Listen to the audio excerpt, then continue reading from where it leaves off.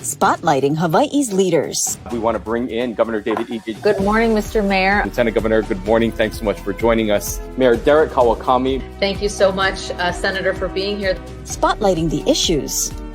Where is the virus right now in our community? How much is this overall going to cost the state? How are you responding to the community's concerns? Talk about the level of citations that you guys are writing. Spotlight Hawaii with Yunji Denise and Ryan Kalei Suji on the digital platforms of the Honolulu Star-Advertiser.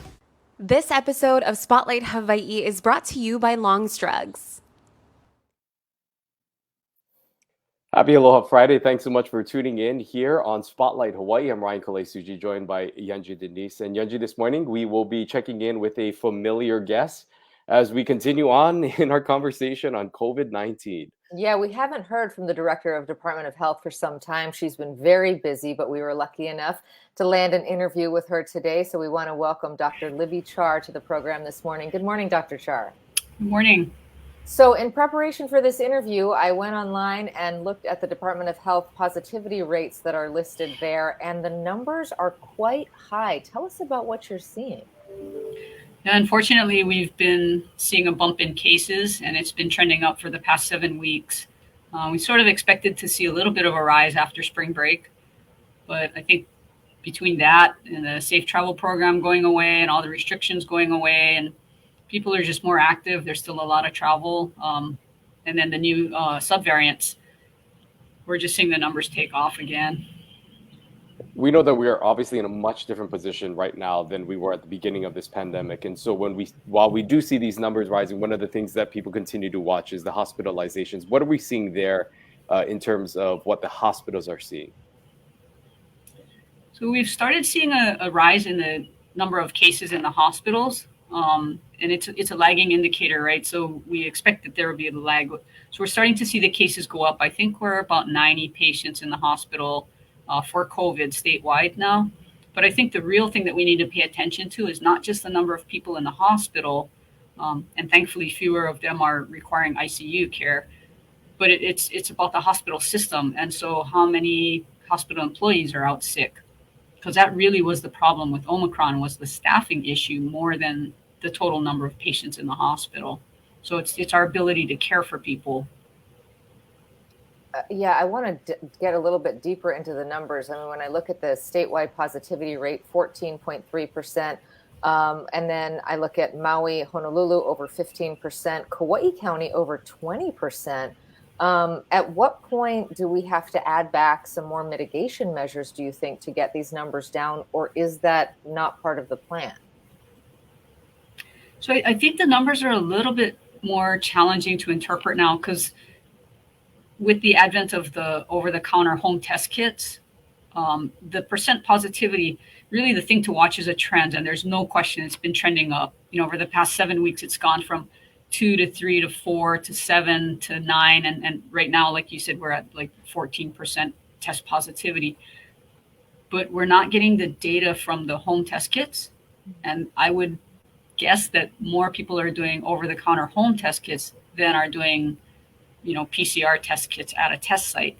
And so it may be, the data may be a little bit skewed in terms of percent positivity if only the really, really sick people are getting sent to go get PCR tests or getting tested in a hospital or a venue like that. So you may kind of pre-select for having a higher positivity rate in those tests. But really watch the trends, and it's no question that the trends are going up for both the number of cases and the percent positivity. When we talk about those who are, testing at home, there could be a large portion of our population that does have COVID, but because we're not, as you mentioned, are not being reported, we may not really be able to fully grasp just how many people in our community have that. What would you recommend to those individuals who maybe take an at-home test and they do find out that they're positive? Should they report this to the Department of Health? And if you can just kind of talk through what that process looks like for those who may be getting these positive results at home. Yeah, and that's a challenge. It would be nice to be able to capture that. And I know some states have like a website where you can self-report.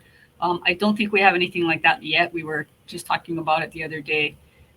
But I think more importantly, the at-home tests are really key because you can test, get your results right away, and take action on it. I would caution people, though, that really the best way to use those is if you're sick, just stay home. I mean, whether or not you get a positive test, just stay home. Because what we're seeing is people who are vaccinated, and especially vaccinated, boosted, healthy people, they may be a little bit symptomatic and actually test at home, and it may be a negative test. Because if the viral load isn't high enough yet, or if it's not, the test isn't, it's not as sensitive, it's not picking up that it's a positive COVID test. And so it's not until a few days later that the person tests again and then it's positive. So if you're sick, stay home. It might be influenza too. We're seeing more and more flu in the community than we have in the past few years. So bottom line, if you got germs, stay home, don't spread them. And if you take a COVID test at first and it's negative, I would recommend, if you can, probably retest in a few days. I'm interested to know where you think the numbers are going. Where do you think the trend, at some point, COVID runs out of people to infect, hopefully. So what positivity rate are you anticipating, given that rate of growth over the last 7 weeks? We still have about 300, let me check my number. We still have about 300,000 people in our state that are not fully, that haven't even had their primary series of vaccine yet. I'm sure some of those have had COVID, but if you had COVID early in the pandemic, or even if you had Delta, you're really susceptible to getting it again if you haven't been vaccinated. I expect the numbers are going to go up a bit more, at least for the next, just wild guess, but I'm guessing the next few weeks as we head into graduation season. So I anticipate people getting together, large gatherings.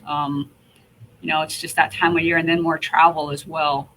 So really, I would ask people to please, be smart. If you're going to a large gathering, be smart. And if you have the option, just avoid large gatherings for now. And then the exact same messages of go get vaccinated, especially get your booster shot, wear your masks. And if you're going to be indoors, wear your mask, because we know that works. And I think the numbers are going to go up for a bit more before they come down.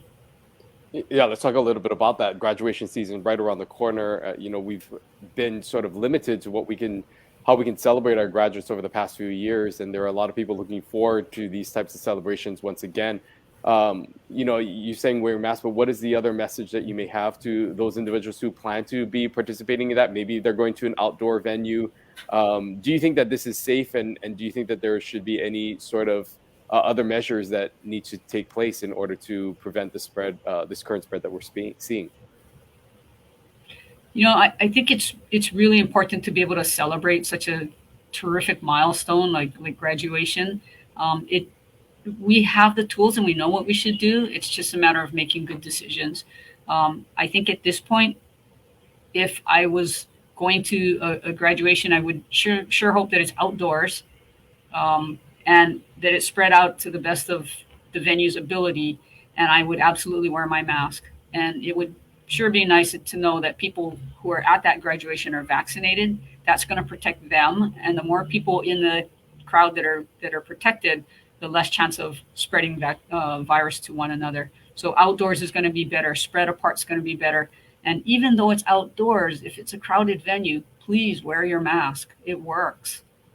Let's talk about some hospitalization numbers. There's a graphic that your office shared with us. I'd love for you to explain what we're seeing here and what your takeaway is from these numbers. Yeah, this is a terrific graph. It really tells the story. So this is off the CDC website from the other day. The bottom line, the light blue, shows the people who are fully vaccinated and had a booster shot that ended up in the hospital. And most of this is through the Delta surge. And then, let's see. Yeah, I'm sorry, this is mostly Omicron. So this, you can see the people who ended up in the hospital who had been fully vaccinated and boosted on the lower light blue line. The next darker blue line above that is people who had been vaccinated, didn't have a booster shot, still pretty darn good protection. They didn't end up in the hospital so much. And the top line, the orange one, shows the people who ended up in the hospital, and those are people who are unvaccinated. And so I think this just really supports that vaccines sure sure do work to help keep people out of the hospital. When we, talking about that booster shot, there are some who say maybe they would want to get a fourth shot, a second booster, if you will. Is that something that you would recommend, and who do you see qualifying for that fourth shot? So I think we should think about it like a risk-benefit thing. And so what's the risk and the benefit of getting that booster and that dose? It's a medicine, right? So what's the risk of that versus what's the risk of not getting it, and what's the downside of not getting it? So if you think about it that way, it makes sense that people who are 65 and older, go get your booster shot now. Go get that second booster. It's worth it. There's plenty of COVID in the community. We know that, we have 722 new cases every single day, and it's probably 5 or 6 times that amount. So there are probably about 3,000, 4,000 new cases every single day in our community. It's out there. Go get your second booster shot. Don't wait. If you're 50 and older and you have health issues, go get your second booster shot now. Don't wait. For everybody else, unless you're immune compromised, for everybody else, it really needs to be tailored a little bit more. There are nuances for your situation. So the recommendation, just blanket for everybody who's under 50, who's healthy and has no other health issues, probably don't need to go get that booster at this time. But it really becomes an issue of, let's look at your individual circumstances. Nina's got a question. Nina Wu, who covers health and other issues around COVID for the paper. But before we bring that one in, I want to drill down on something that you just said, that we're seeing over 700 cases reported a day, but you think the real number is 5 or 6 times that. Tell us a little bit more about how you come to that conclusion and what concerns you about that. So we know that we have 722 new cases a day on a 7-day average, and that's based on PCR tests. So if you think about it now, and we're in our transition, right? So a lot more people are doing home tests, over-the-counter tests, and so those aren't reported and they're not included in this data.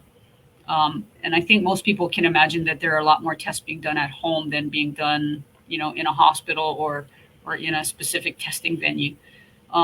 Some of the papers out there say that for every 100 cases, only 6 or 7 are being picked up, which would be a 15-fold increase.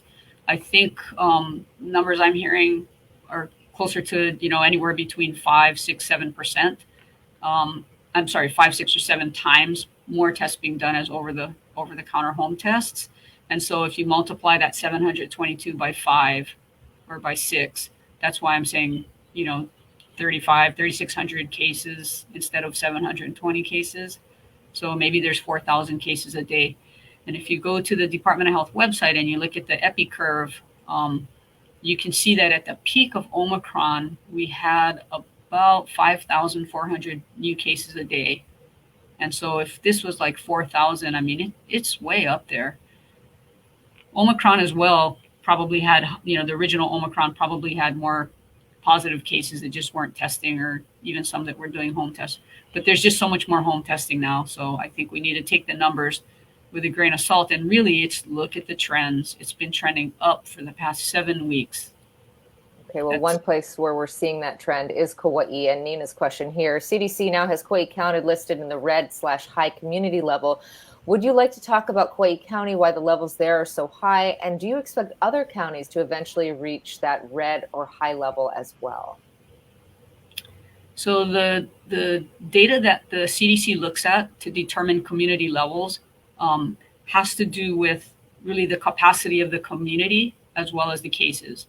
And so it looks at the number of infections per 100,000 people, and it also looks at the hospital capacity and a bunch of other factors.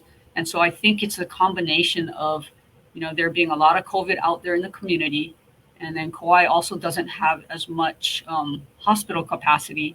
And so if they have, a dozen or so patients hospitalized on Kauai relative to their total number of beds, then that's a different metric than in Honolulu if you had, those same dozen patients, but there's so much difference in hospital capacity.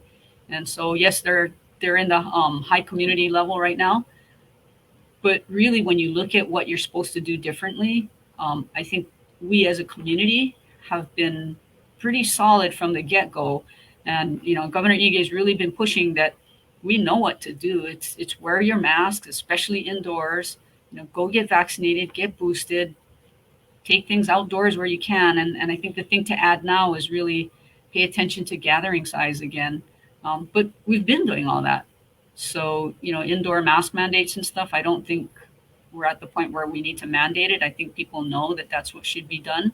And I think we as a community have, for the most part, been pretty good about that. What about those individuals who, have maybe gotten COVID in this latest round, and they've kind of got past that? Many may feel now that they have that natural immunity and that they maybe don't need the masks as often. How vulnerable are they to future, infection down the line since they've already gotten COVID-19 in the past?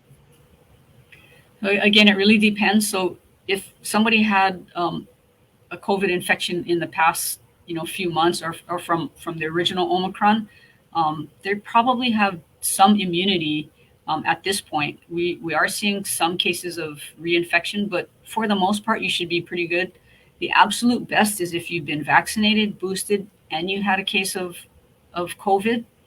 That hybrid immunity is really, really solid. What's interesting, though, is people feel like, well, I had COVID, last year or something, so I should be bulletproof. And that's not at all true. What we're seeing is that if you had original COVID infection, or even if you had Delta, we're seeing reinfection in those people. And it has to do with the virus evolving and the variants changing. So just from all those mutations, if you had COVID a while back, you're absolutely susceptible to getting infected again. Go get vaccinated. There's a lot of questions here about mandating masking and whether or not that is something that you would recommend, and some questions here about authority. My understanding is that you can make recommendations, but it's really up to the county mayors and to the governor himself to make the actual mandate. Is that correct? Yeah, the Department of Health has never mandated that. It always was a matter of, from a public health perspective, this is what we recommend. And that's what we continue to do. It really is up to the policymakers to make that call. And, I don't know, we know what to do. So how much of a difference would it make at this point if it was mandated? I don't know. It really is just about trying to get people to do the right thing. Given that, is there a sort of a breaking point or a tipping point, if you will, where you will push the governor, or at least recommend to the, perhaps to the county mayors, or, to anyone who is in charge and who can make that call, that we add back mandatory masking? Or do you think that that's something that won't come back? That's a tough one. I think that's going to be a conversation between the governor and the mayors. And I suppose it could get to a point where we would, try our best to put out some sort of stronger recommendation or push for it. I don't see that at this time. I think people know what to do, and it's really about how do we as a community get buy-in to that, to keep ourselves safe, and then to try and keep others safe. We know what to do. We really do. I know everybody's just sick of hearing it, but we know what to do. Let's talk a little bit about some of the treatments that have come up for those who do test positive for COVID-19. What are we seeing in terms of the results for those individuals who are taking these medications that are now available since the start of the pandemic? There has been a lot of breakthrough and efforts being made for treatment options. If you can kind of talk through that and what we're seeing here locally, and if there is any shortage or any demand for any of these products. Yeah, you raise a really good point. So one of the other things now that we didn't have a year ago, we have really, really good therapeutics that we can use. And so again, it's important, if you test positive, if you actually have COVID, please contact your doctor or your healthcare provider, because if you're somebody who's at high risk for ending up in the hospital, you have, other illnesses, or your health situation's not so good, or you're in a high risk category, if we can get those medicines started within 5 days, the chances that you end up in the hospital go way down. These medicines really work. They're free. We have plenty of them in our state. It's distributed statewide. So please, if you test positive, contact your physician or your healthcare provider and see if maybe you're somebody that should be taking these medicines. And we're trying to set up a really good network so that it's accessible to everybody. It's out there, get these medicines. Usually people are saying that within a day or a few days, for those who took the medicine, that they noticed the difference, that they felt a lot better. And it helps to keep people out of the hospital. I think that's one of the things, that's going to be the next graph that we see, is people that were able to get these therapeutics into them and diminishes the need for hospitalization. Let's talk about the variants, because it's hard for me to keep up. I know the variant report came out, and we were talking about, another offshoot of Omicron. Has that arrived in Hawaii, and do you think that is playing any role in the uptick that we're seeing? We have seen it. There's the original Omicron, let's call it BA1, and then we came out with BA.2, and that's what pretty much is in our community right now, like 90-something%. Of the BA.2, there are sub-lineages of that. So the latest one that we're seeing scattered across the US, it's BA.2.12.1. So it's like 2.12.1. It seems to be pretty similar in terms of transmissibility to the BA.2. So we're seeing, I think right now, the last report was like 14-15% of all the BA2. So say BA2 is making up, well over 95% of what we're seeing in our state. Maybe about 15% of that is the BA2.12. So I don't think it should have a huge effect on us. If you have immunity to the Omicron, you should be in pretty good shape. I don't think that's driving any kind of gigantic spike. And has there been any talk in the health community about any possible other future variants out there on the horizon? We know that this continues to be something that everyone throughout the world globally are dealing with, and the Omicron variant, in where it's come from and where it's evolved. Have there been any new variants that are on the horizon that researchers and those in the health community are keeping an eye on? There's actually a whole bunch out there that we keep an eye on, and they're mostly subvariants. So I'm not as worried. I think South Africa was getting a little bit of a rise in cases, and they're turning out to be BA.4 and BA.5. But I think really what we're watching is, how much of the world is not adequately vaccinated, because that's probably where we're going to see more mutations and see another variant come. And I think as it stands now, there are definitely enough places in the world where we can see more mutations that can create another variant. So I think we, as a global society, are not out of the woods yet. I wouldn't at all be surprised if another variant pops up. I'm interested. Yesterday, the Department of Health, your colleague, Dr. Sarah Campbell, made some headlines talking about masking for kids and continuing masking through the summer. A lot of parents obviously are frustrated with this decision. They'd like their kids to be able to be in a learning environment without a mask. What are your thoughts on the fall? I know that's a long way off, and who knows what variants come our way. But do you think that we are going to get to a point where these kids can take their masks off inside? I think the whole thing is really about keeping the kids in school to the best of our ability. I think, when we have a big surge in our community, school should be the last thing to have to close and should be the first thing to open as a priority. I don't know about the fall yet, because it really depends on how this curve goes. I would hope that by the fall, we're in a lot better place. But the whole issue with the masks and the kids in school is that it allows them to stay in school. So if we didn't have it and we just strictly followed CDC guidance, your child goes to school, they get exposed, they're home for the next 5 days, right? So they're home for the week. And then when they go back to school, they really have to wear a well-fitting mask days 6 through 10. So maybe they're going to be one of a few kids at school that has a mask on. And then they get exposed again the next week. And so then they're out another week. And so by having all the kids wear masks, it really allows the kids to stay in school. If somebody in that class becomes positive or gets exposed, it doesn't mean that the whole class needs to now stay home. It keeps the kids in school. And I think that's really, really important. So we're heading into the summer. We had hoped that things would be in a different place, but obviously we're actually seeing increasing cases. And so it makes sense not to make any drastic changes at this point. Ride this next wave out and then see where we are in the fall. But really the whole point is to keep the kids in school. I absolutely understand it would be so nice for the kids to not have to deal with any of this. But I think that's the safest, most reasonable thing to do, to actually allow them to stay in school. We have another question here asking, when would you recommend that a PCR test be taken to validate or to contradict a home test?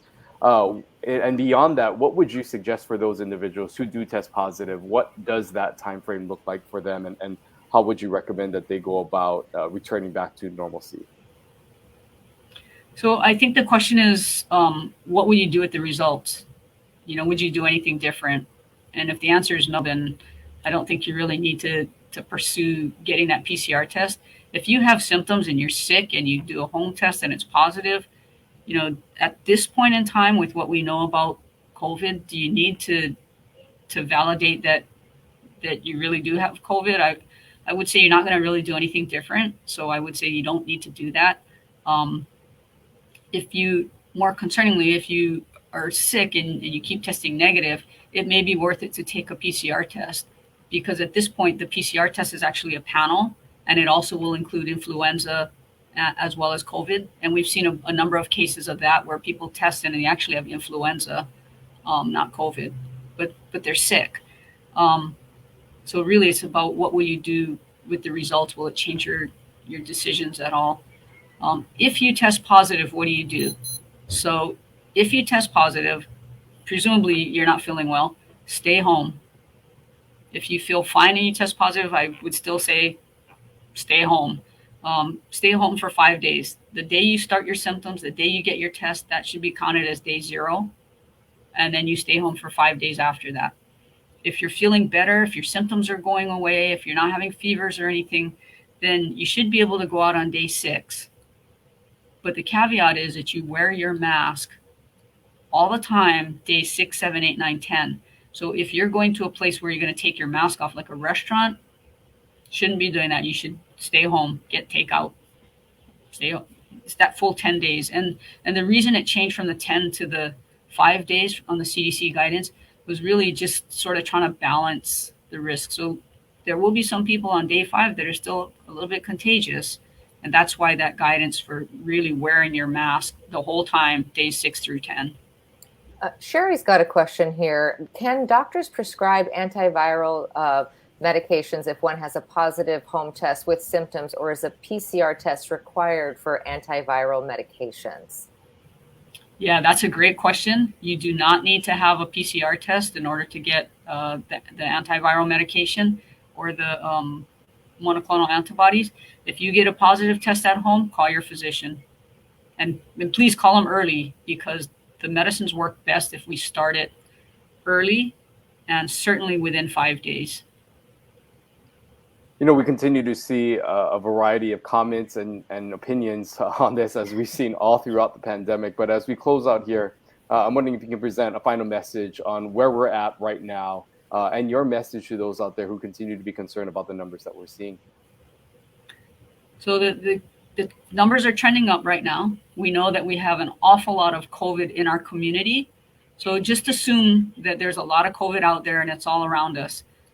That being said, we're not seeing the same degree of people ending up really sick in the hospital. And I think that's because we've had, progress in being able to treat it, and also in people being vaccinated and boosted.